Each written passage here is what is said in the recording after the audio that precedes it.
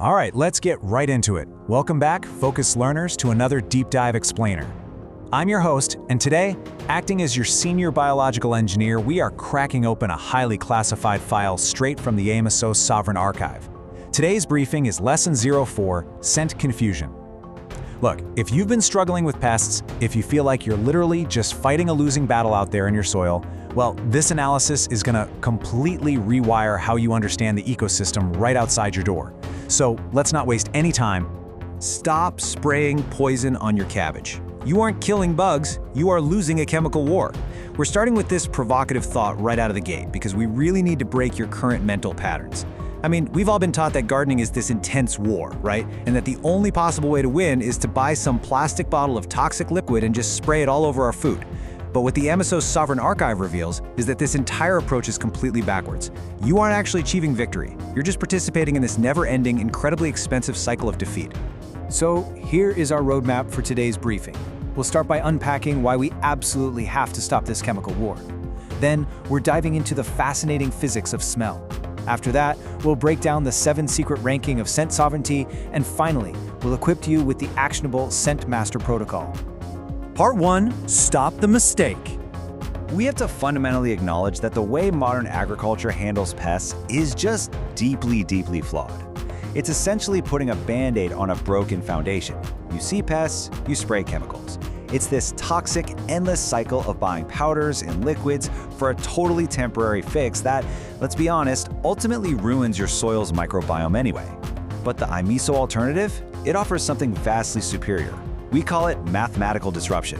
See, pests don't find your cabbage by flying around looking for a green leafy thing. They navigate via a highly precise chemical landing code. It's a specific olfactory signature released right into the air.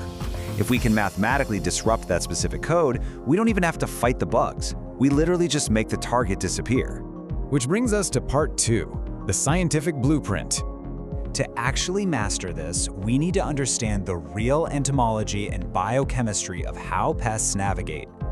The absolutely crucial concept here is biochemical noise. The archives define this as the strategic deployment of volatile plant compounds to create odor camouflage. Let's take the predatory Cabbage White moth as an example. It uses highly sensitive olfactory sensors to track brassicas.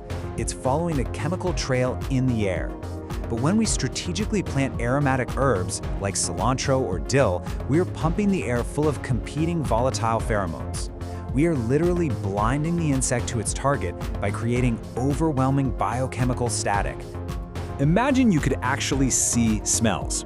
Picture the delicate scent of a cabbage as this light green watercolor-like mist spreading slowly through the air.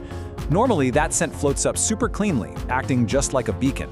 But when we introduce dill into the mix, boom, this massive golden yellow aromatic cloud just bursts onto the scene. It completely overpowers, blurs, and washes out that green mist. The moth flies right into this giant golden yellow cloud of dill scent and becomes completely disoriented. The cabbage is sitting right there, but to the moth's sensors, it simply doesn't exist.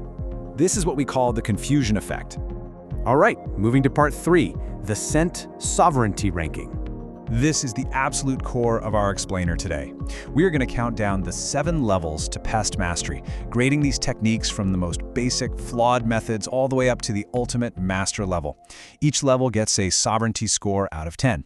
I want you to really think about this as we go through it. Where does your own garden or even your current mindset truly sit on this scale? Okay, starting at the absolute bottom, Level 7 is the Monoculture Trap, earning a pretty dismal sovereignty score of just 1 out of 10. Planting tidy, clean, picture-perfect rows of just cabbage is basically plugging in a giant neon sign on a pest superhighway. It's an unbroken chemical beacon. Moving up to Level 6, we've got boundary minting, with a score of 3 out of 10. Planting mint around the edges of your beds is definitely a good start, but it's fundamentally limited because pests can, just fly right over the perimeter. Then, at Level 5, we establish a real baseline, the Marigold Guard, scoring a solid 5 out of 10. Remember, marigolds aren't just there to look pretty. Their roots actively release a highly specific chemical called alpha-terphenyl directly into the soil, which scientifically kills root knot nematodes. It's a fantastic foundation, but we really need to go higher. Now we're getting into advanced geometric masking. Level 4 is height variation, scoring a 6 out of 10. By using tall dill, you aren't just masking the scent, you are physically breaking up the visual and wind patterns around the cabbage.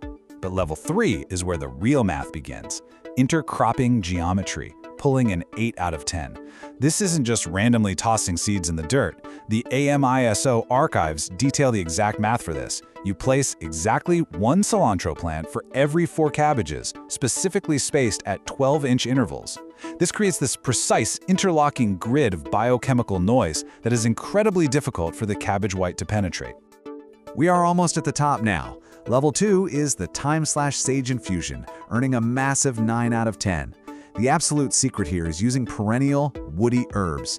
Unlike your annuals that just die off every year, thyme and sage establish these deep, permanent root systems and woody structures. They provide long-term, year-round signal disruption. Even in the dead of winter or super early in the spring before your other plants even wake up, these woody herbs are already releasing protective volatile oils, establishing your biochemical noise before the pests even have a chance to arrive. And finally, the absolute pinnacle of pest mastery. Level 1, the king, the aromatic forest system. Score 10 out of 10. This is a brilliant, multi-layered polyculture. It leverages the deep roots, the ground cover, the mid-level geometry, and the tall canopy masking all at the exact same time. In the aromatic forest system, your target crop, the cabbage, is functionally, completely chemically invisible. The ecosystem is so incredibly complex and the scent profile so saturated that pests simply pass right over your property, completely assuming there is nothing down there for them to eat. To really hammer this home, I want you to visualize what we call the chaotic flutter. When a predatory butterfly flies over a mixed aromatic bed, its flight path isn't smooth. It becomes incredibly erratic, almost like it's glitching out in midair. It is desperately searching the airwaves for its chemical landing code, but it's just hitting a solid wall of static from the mint, the dill, the sage, and the cilantro.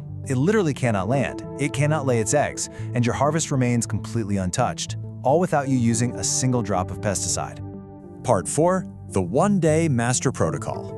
So how do we actually take this high-level biological science and turn it into a daily habit? It's called the morning garden walk, and it literally takes just a few minutes. You've got the complex math and entomology down. Now here's how easy it is to actually execute. Step 1, monitor scent intensity. When you walk out there in the morning, can you smell the herbs or is the air kind of stale? Step 2, pinch the herb leaves. Seriously, as you walk by your basil, thyme, and mint, literally pinch and brush against the leaves. This physically ruptures the cell walls and releases a fresh burst of volatile oils right into the air just as the morning sun warms up the garden and the insects are becoming active. Step 3, check signal clarity. Just ensure your target plants aren't outgrowing their aromatic masks. If your cabbage is suddenly taller than your dill, the signal is too clear and you just need to adjust your canopy. Super simple. And that brings us to our final section, Part 5, the Sovereignty Challenge. You know the science now, you know the math, you understand the exact mechanism of scent confusion. So it's time to change your paradigm permanently. I have to ask you, are you ready for the 30-day chemical-free challenge? Are you ready to reclaim your survival sovereignty and stop relying on a broken, toxic industry to protect your food? I want you to comment the word confusion down below right now. When you do, we'll make sure you get access to the exact mathematical intercropping blueprint we discussed today. Remember guys, a healthy system isn't one where you have to fight a war every single day. It's one where the architecture itself protects the harvest. Thank you for joining this AMISO Archives Explainer. Keep learning, stay focused, and I'll see you in the next lesson.